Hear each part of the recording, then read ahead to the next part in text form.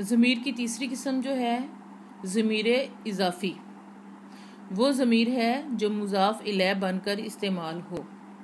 अब ये मुज़ाफ़ भी आपके लिए नया है और इलैह भी नया है, इजाफ़त भी नहीं है आपके लिए। तो इस ज़मीर को समझने के लिए हमें पहले ज़मीर वो इजाफ़त को समझना होगा।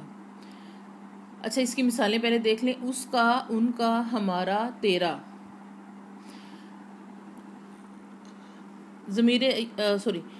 जो इजाफ़त होती है वो दो इसमों के दरमियान ताल्लुक़ पैदा करती है। अब यहाँ पे देखिए, असलम का घर। अब आपने देखे ये असलम घर, इसके दरमियान ये दोनों इसम है, असलम भी इसम है और घर भी इसम है, और इन दोनों का ताल्लुक़ किसने जोड़ा है? का ने। दो इसमों के दरमियान ताल्लुक़ पैदा करती है। ये मिल्कियत भी जाहिर करती है किसी की, जैसे मेरा स्कूल, वो हिना का बैग।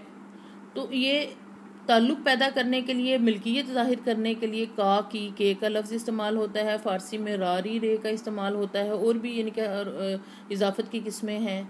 तो यहाँ पे का लफ्ज़ जो है ये हर्फ़ इजाफ़त है, ठीक है। असलम का ताल्लुक़ घर से जो जोड़ा है वो का ने जोड़ा है, तो ये हर्फ़ इजाफ़ी है। का लफ्ज़ हर्फ़ इजाफ़ी है, और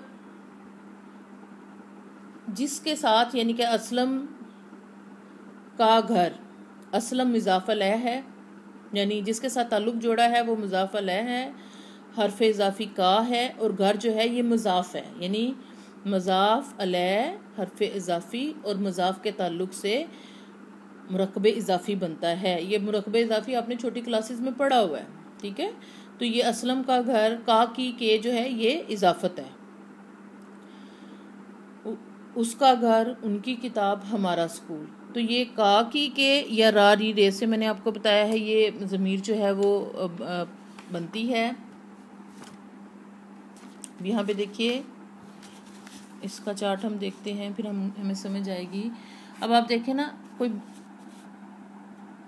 हाँ जी, गायब, हाज़िर, मुतकल्लम। वाहद गायब में उसका यानी एक बंदा हो, जैसे हमने ज़मीर फ़ाइली में उस पढ़ा था, तो ये उसका वाहद गायब में ज़मीर इज़ाफ़ी है, ज़ाहिर इज़ाफ़त का ताल्लुक़ है इसमें। इज़ाफ़त कौन, हर्फ़ इज़ाफ़ी कौन सा है? का, की, के, और रा, री, रे भी मैंने आपको बताया है, ठीक है। उसका जमा में उनका, ज़ाहिर ज़्यादा होंगे, इशारा कर रहे हैं हम उनकी किसी चीज़ की तरफ, तो उनका हो गया। वाहद हाज़िर में अगर कोई मौजूद है, आपको पता है ना कि वाहद हाज़िर तू है। अगर हम इसम ज़मीर देखें तो तू से तेरा, रा, री, रे मैंने भी बताया है, यानी तेरा से मुराद तुझ का, ठीक है। तेरी, तेरा या तेरी। तुम है जमा हाज़िर, तो तुम से तुम्हारा, या अगर कोई मुनस है तो तुम्हारी। इसी तरह से मैं, वाहद मुतकल्लम, और कौन सी इजाफत हर्फ इजाफी लग के, रा की इजाफत लग के मेरा या मेरी। मुतकल्लम में हम जमा मुतकल्लम है, तो उसमें रा की इजाफत लगी, हमारा और हमारी। यानी ये अगर ताल्लुक़ पैदा करने के लिए ज़मीर इस्तेमाल की जाती है तो काकी के साथ या रा री रे के साथ पैदा किया जाता है ताल्लुक़, ठीक है। आगे है इस्म मौसूल। वो इस्म है जो किसी जुमले के साथ लगाए बगैर समझ ना आए। अच्छा, इस्म मौसूल क्या है? हमने अभी इस्म ज़मीर पढ़ी, ज़मीर को हमने समझा है। तो अभी मैंने आपको बताया था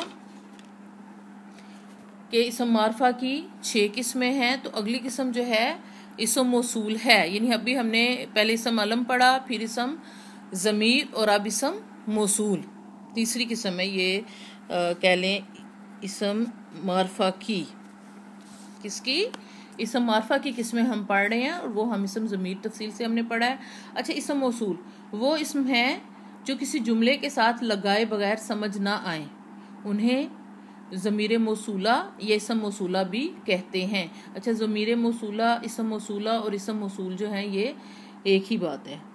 मसलन जो कोई, ये देखिए, जो कोई, जिस, जिसे, जिन्हों, जिन्हें, जो कुछ, जो चीज़, ये सब क्या है? ये इस्म मारफा की जो किस्म है ना, इस्म मौसूल, ये उसकी मिसालें हैं। अच्छा, एक इंसान, जो कोई देखिए, अगर हम जो कोई कहें तो इसकी समझ नहीं आएगी, लेकिन अगर कोई खुदा ना खास्ता चोर आता है तो वो कहता है कि